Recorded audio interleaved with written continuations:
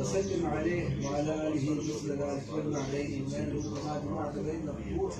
والنفس ظاهرا وباطنا يقظة ومناما، واجعله يا رب روح لذاته المؤمنين في الدنيا قبل الآخرة العظيم. استغفر الله العظيم الذي لا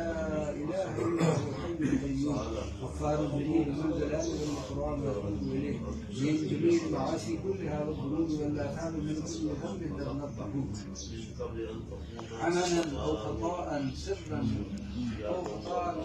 وأخذانا وباطنا وقولا وفعلا في جميع حركاتي وسكناتي وخطراتي وأنفاسي كلها دائما أبدا سرا من الذنب الذي أعلم ومن الذنب الذي لا أعلم عدد ما أحاط به علمي وأحصاه الكتاب وخطه القلب وعدد ما وجدته قدرته وخصصته إرادته بمداد كلمات الله كما ينبغي لجلال وجه ربنا وجماله وكماله وكما يحب ربنا ويرضى وصفات سيدنا الحمد لله رب العالمين. اللهم صل على سيدنا